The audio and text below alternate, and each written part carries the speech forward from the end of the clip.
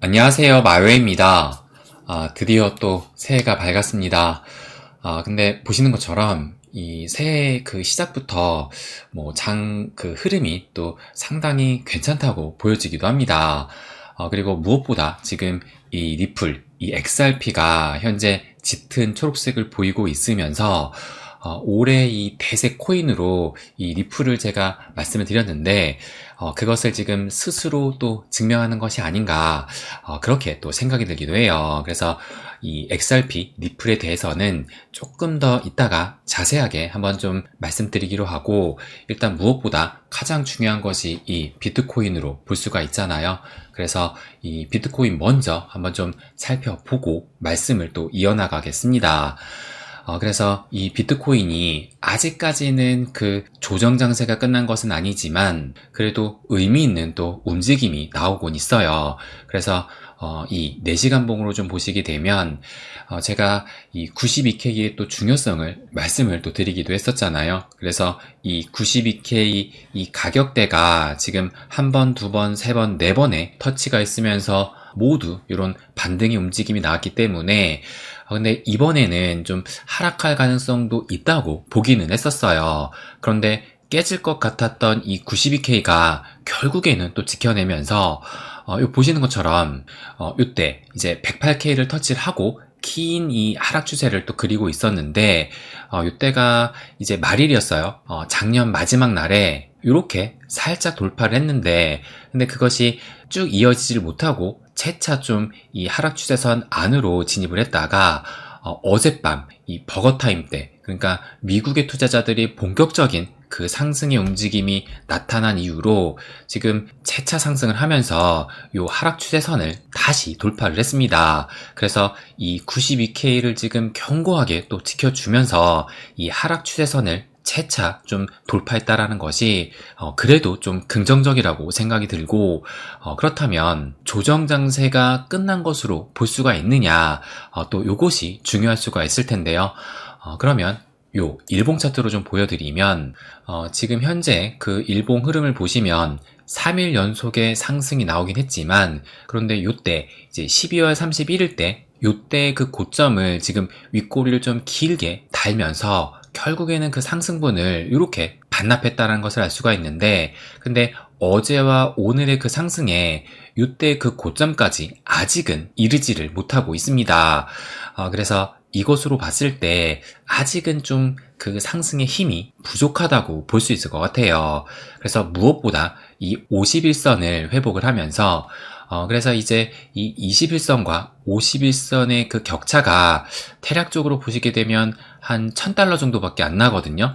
그래서 오늘 이 일봉이 51선을 좀 강하게 돌파하지 못하게 된다면 아마 한 내일이나 내일 모레쯤에는 요 21선과 51선의 데드크로스가 발생되지 않을까 이렇게 또 예상이 되고 있습니다.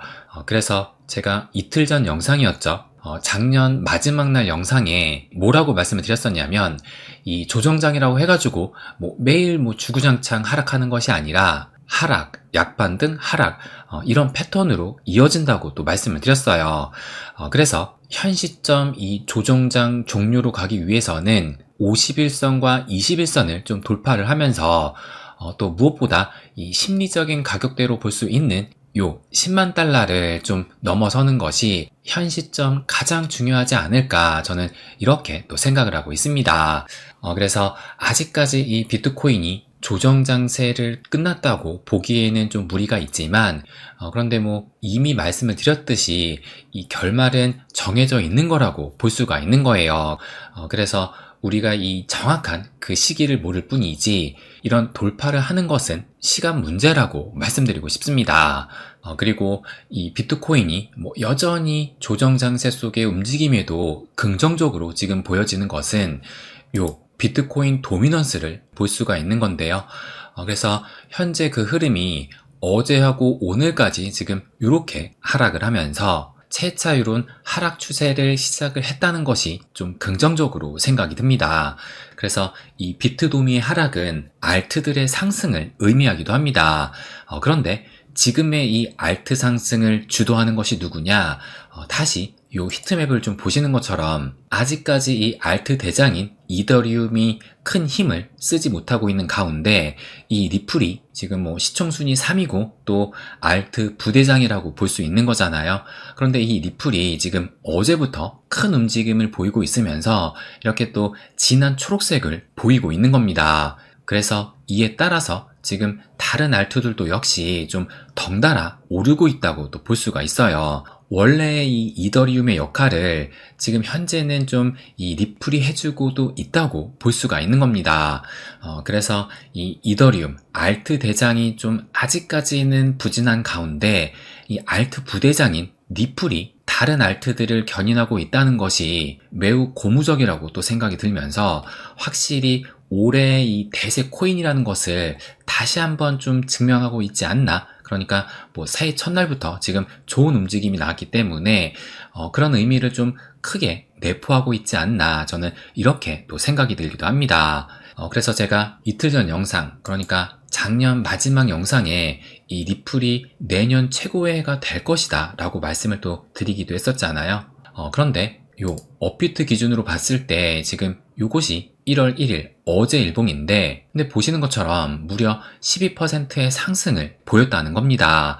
그래서 이 역시 이 리플 스스로가 올해의 이 대세 코인은 리플이라는 것을 증명 중이라고 저는 생각을 해요.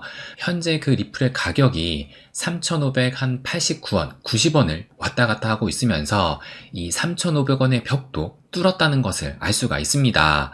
그리고 무엇보다 이 달러 차트가 또 중요하다고 볼 수가 있는데, 이 달러 차트의 움직임에서는 세 가지 주요 포인트를 말씀드릴 수 있을 것 같아요. 첫 번째로는 여기, 그러니까 크간 이 강력한 지지대 역할을 해왔던 것이 요 가격대 2.2달러 요 가격대였는데, 근데 이것이 며칠 전에 무너진 이후로 지금 계속 좀 낙폭을 키우고 있다가 어제 상승으로 인해서 채차 이 2.2달러 안으로 재안착을 했다라는 점이 다시 한번 이 강한 하방 경직성을 보였다는 것으로 볼 수가 있는 겁니다. 그러면서 오늘까지 지금 이 상승이 이어지면서 요때죠, 4,000원의 고점을 찍은 이후로 이렇게 긴 하락 추세를 그리고 있었는데, 그 하락 추세의 그 상방을 또 의미 있게 또 돌파를 했습니다. 그래서 지지를 받으면서 이 하락 추세를 돌파했다는 것이 중요하다라고 생각이 들고, 또 마지막으로 이 세 번째 포인트가 무엇이냐, 이번에 이렇게 하락 추세를 그리고 있는 가운데서도 요 선이죠, 2021년 최고점인 1.96달러를 깰 듯 하면서도 결국엔 깨지 않으면서 이렇게 반등을 했다라는 점이 앞으로 설령 이 비트코인이 낙폭을 좀 키우면서 추가적인 조정 장세가 나온다 하더라도 또 이만큼 그 이격을 벌렸기 때문에 이 비트가 추가적인 하락을 한다 하더라도 이 가격대, 그러니까 2021년 최고점인 1.96달러는 깨지지 않을 가능성이 저는 매우 높아졌다라고 생각이 듭니다.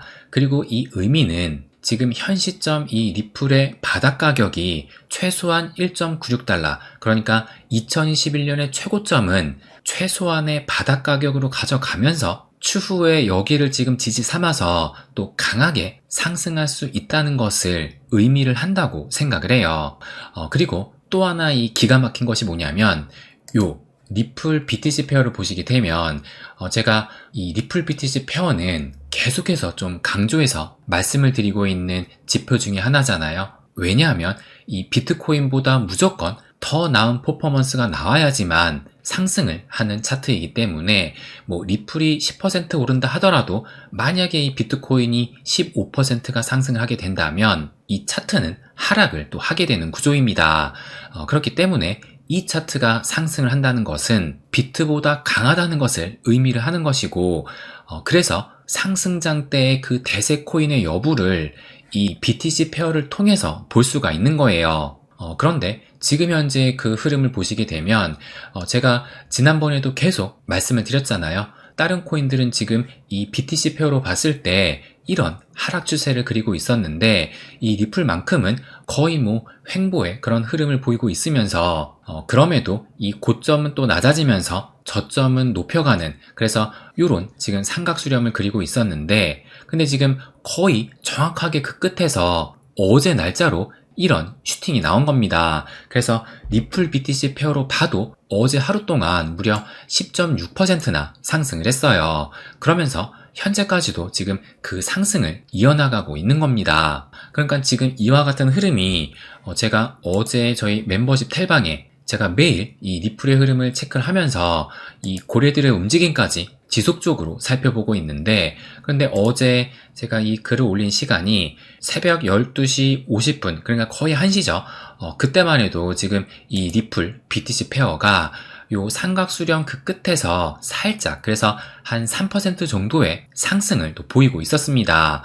그런데 새벽 동안에 더 큰 지금 움직임이 나오게 되면서 무려 10%나 상승을 했다라는 것이고, 그 상승의 흐름이 지금까지도 이어지고 있다라는 것을 봤을 때 일단 어쨌든 비트코인보다 지금 강한 모습을 보이고 있다라는 점은 저는 매우 고무적이라고 또 생각이 들어요. 그러면서 마지막으로 이 차트를 좀 보시게 되면 어제 상승으로 인해서 지금 요 21선을 지금 14일 만에 다시 올라서게 됐습니다. 그러면서 이번 조정 장세 때도 이 51선은 깨지지도 않았어요. 그래서 제가 이미 이 17년도의 대불장 그 초입 시기와 상당히 좀 비슷하게 흐르고 있다고 말씀을 드렸었는데, 그래서 여기 보시는 것처럼 이때도 이 51선은 깨지지도 않았으면서 마찬가지로 이 21선은 살짝 깼다가 며칠 동안은 이 21선 아래에서 움직이면서 그 후에는 재돌파가 이루어지게 되면서 강한 움직임까지 이어졌다는 겁니다.